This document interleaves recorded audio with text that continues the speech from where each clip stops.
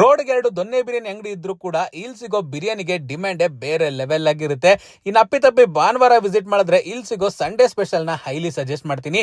ಇಲ್ಲಿನ ಬಿರಿಯಾನಿನ ಟೇಸ್ಟ್ ಮಾಡೋದಕ್ಕೆ ಜನ ಕ್ಯೂ ಅಲ್ಲಿ ನಿಂತ್ಕೊಂಡು ತಗೊಂತಾ ಇರ್ತಾರೆ ಗುರು. ಇನ್ನು ಸ್ಟಾರ್ಟರ್ಸ್ ವಿಚಾರಕ್ಕೆ ಬಂದ್ರೆ ಒಂದಕ್ಕಿಂತ ಒಂದು ಅದ್ಭುತವಾಗಿರುತ್ತೆ. ಒಳ್ಳೆ ಬೆಣ್ಣೆ ಹಂಗಿರೋ ಮುದ್ದೆ ಕೂಡ ಇಲ್ಲಿ ಸಿಗುತ್ತೆ. ಯಾವ್ದಪ್ಪ ಈ ಜಾಗ ಅಂತ ಕೇಳ್ತಾ ಇದ್ದೀರಾ? ಮತ್ತಿಕೆರೆಯಲ್ಲಿ ಇರತಕ್ಕಂತ ಮಾಲ್ಗುಡೀಸ್ ದೊನ್ನೆ ಬಿರಿಯಾನಿ ಅನ್ನೋ ಈ ಜಾಗಕ್ಕೆ ವಿಸಿಟ್ ಮಾಡಿದ್ದೆ. ಇವ್ರ ಹತ್ರ ಸಿಗೋ ನಾಟಿ ಸ್ಟೈಲ್ ಸ್ಟಾರ್ಟರ್ಸ್ ಕೂಡ ತುಂಬಾ ಚೆನ್ನಾಗಿರುತ್ತೆ. ಅಷ್ಟೇ ಅಲ್ಲದೆ ಸ್ವಲ್ಪ ಚೈನೀಸ್ ಟಚ್ ಬೇಕಂದ್ರೆ ಡ್ರ್ಯಾಗನ್ ಚಿಕನ್ ಕೂಡ ಇವ್ರ ಹತ್ರ ಸಿಗುತ್ತೆ. ನಾನು ಇಲ್ಲಿ ಹೋದವಾಗ ಬಿಸಿ ಬಿಸಿಯಾಗಿ ಚಿಕನ್ ಬಿರಿಯಾನಿ ಮತ್ತೆ ಮಟನ್ ಬಿರಿಯಾನಿನ ಪ್ರಿಪೇರ್ ಮಾಡ್ತಾ ಇದ್ರು. ಆ ಪ್ರಿಪರೇಷನ್ ಟೈಮ್ ಅಲ್ಲಿ ಏನಿತ್ತು ಸ್ಮೆಲ್ ಅಂತೂ ಬಹಳ ಘಮ ಅಂತ ಇತ್ತು ಗುರು. ಯಾವಾಗಪ್ಪ ದಮ್ ತೆಗಿತಾರಂತ ಕಾಯ್ತಾ ಇದ್ದಿದ್ ನನ್ಗೆ ಅಲ್ಲಿನ ಜನ ಅಂತೂ ಬ್ಯಾಟಿಂಗ್ ಮಾಡ್ತಾ ಇದ್ ನೋಡಿ ಬಾಯಲ್ಲಿ ನೀರ್ ಬರ್ತಾ ಇತ್ತು. ದಮ್ ತೆಗಿತಾ ಇದ್ದಂಗೆ ನಾವು ಕೂಡ ಕೆಲವೊಂದು ಐಟಮ್ಸ್ ನ ಆರ್ಡರ್ ಮಾಡಿದ್ವಿ. ಆರ್ಡರ್ ಮಾಡಿರ್ತಕ್ಕಂತ ಎಲ್ಲ ಐಟಮ್ಸ್ ಟೇಬಲ್ ಮೇಲೆ ತರ್ಸ್ಕೊಂಡು ಮೊದ್ಲು ಸ್ಟಾರ್ಟ್ ಮಾಡಿದ್ದೆ ಬಿಸಿ ಬಿಸಿಯಾಗಿರೋ ಕಾಲ್ ಸೂಪ್ ಇಂದ. ಬೆಳಿಗ್ಗೆ ಟೈಮ್ ಅಲ್ಲಿ ಕಾಲ್ ಸೂಪ್ ಕುಡಿತಾ ಇದ್ರೆ ಅದ್ರ ಮಜಾನೇ ಬೇರೆ. ಇನ್ನು ಮಟನ್ ಚಾಪ್ಸ್ ಅಂತೂ ಸಖತ್ ಸೈಕ್ ಆಗಿತ್ತು.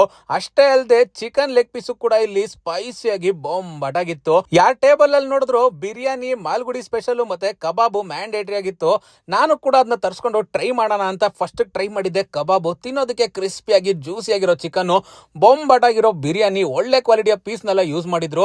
ತಿಂತಾ ಇದ್ರೆ ಬಿರಿಯಾನಿ ಫ್ಲೇವರ್ ಬೇರೆ ಲೆವೆಲ್ ಆಗಿತ್ತು ಗುರು.